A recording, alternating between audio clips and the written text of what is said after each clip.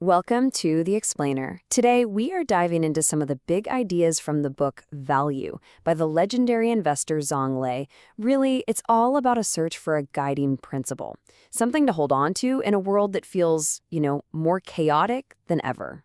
Right from the start, the book just hits you with this question that I think we all wrestle with, right? In a world where change is literally the only constant, how do you find your direction? As an investor, an entrepreneur, or just as a person, where is your North Star? For Zhang Lei, the answer that cuts through all of that noise is, well, it's incredibly simple, but it's also profoundly difficult. It's just one single concept: long-termism. And that's exactly what we're going to unpack today. But look, this philosophy wasn't just born in some flash of insight. Oh no, it was forged through years, and I mean years, of struggle and rejection. So this first part of the story, it's all about that quest for an answer. So picture this. It's 1998. Zhang Lei gets to Yale, but it wasn't one of many choices. It was his only choice, the only school that gave him a scholarship. He immediately starts hunting for a job to pay for a second year, but the interviews on Wall Street, they were brutal. Rejection after rejection. So what does he do? He jumps right into the dot-com frenzy and starts his own company. But then the bubble bursts, and he's forced to go back to Yale. His whole venture just wiped out. There's this one story from an interview with a consulting firm. They gave him a classic case study. But instead of just, crunching the numbers like they expected, he actually questioned the entire premise of the problem. The interviewer was just stunned. He did not get the job, but it showed something really important. Even back then, he was thinking from first principles, trying to find the real underlying truth. And that's when he realized the goal isn't just to land a job. It's to figure out who you are and what you actually believe in. So, after the startup failed, he's back at Yale. And this is where everything changed. A chance encounter would basically set the course for the rest of his entire career. He managed to get an internship at the Yale Endowment, which was run by the absolute legend, David Swensen. And there, he saw a completely different universe of thinking. See, Wall Street was obsessed with the next quarter, with quick flips, quick profits. But Swensen, he was playing a totally different game. He was managing evergreen capital, money that had to last and grow for generations of students. His focus wasn't the next 3 months, it was the next 30 years. This whole approach was so radical, it actually became known as the Yale model. It wasn't about chasing the latest market fad. It was about identifying these huge, fundamental, long-term shifts in the world and putting capital to work in things that would compound in value over decades. For Zhang Lei, this was it. This was the compass he'd been looking for. It was a philosophy that finally matched his search for enduring truth. So armed with this incredibly powerful new perspective, Zhang Lei didn't just go out and copy the Yale model. He started to evolve it, to forge his own philosophy that was tailored for a world that was changing faster than ever. But long-termism isn't just about being patient. It's an active belief that time is the ultimate judge of value.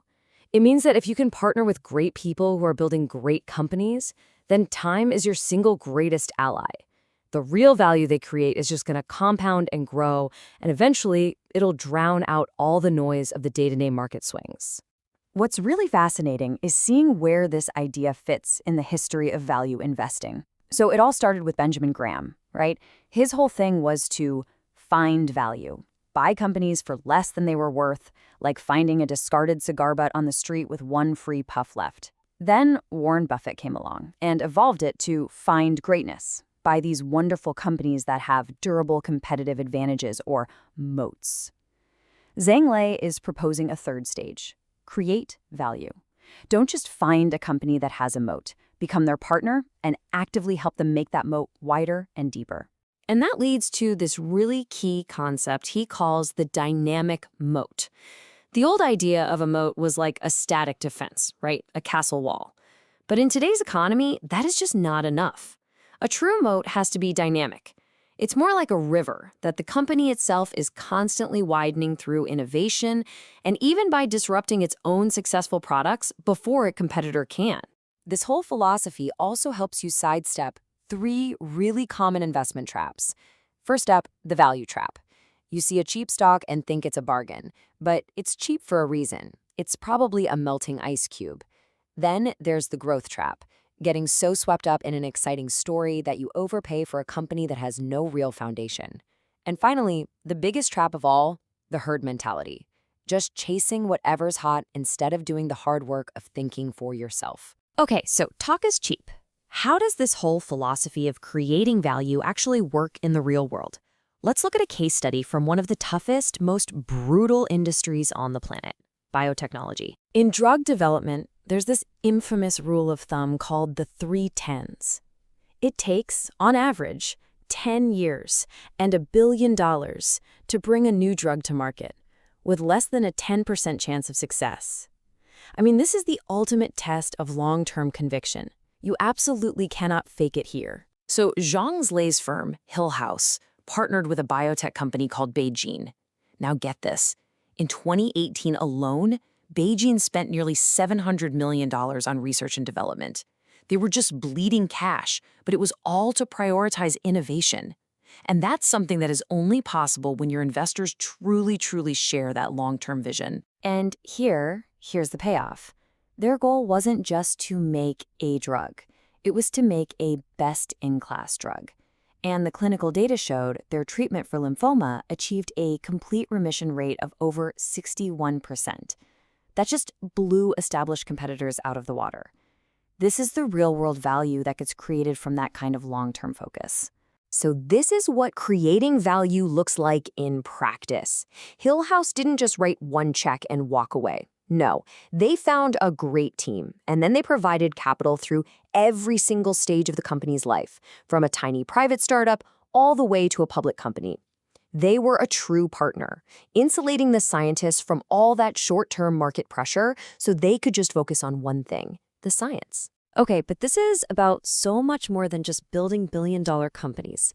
The principles of long-termism, they can be an incredibly powerful framework for navigating your own life and your own career. And this is where the story comes completely full circle. Remember that scholarship student who showed up at Yale with nothing? Well, by practicing the very philosophy he learned there, his firm generated over $2.4 billion for the school's endowment. I mean, what a stunning testament to the power of thinking long-term. One of the core mantras that really captures this whole idea is this beautiful paradox. Slow is fast. It sounds weird, right? But if your goal is to go the distance, to build something that truly lasts, you can't be in a rush. You have to take the time to build a solid foundation. So, how do we actually apply this stuff in our own lives? Well, it means choosing deep learning over just cramming facts for a test. It means building real, resilient relationships, not just collecting contacts on LinkedIn. In your career, it means focusing on creating durable, lasting value, not just hitting your next quarterly target. Ultimately, it means choosing the path that aligns with your core principles, even and especially when it's the harder one. Which brings us to the final question. It's the one that long-termism really forces you to ask yourself. Forget all the noise, the chaos, the short-term pressures for a second. What is the long game that you are playing? Thanks for joining me.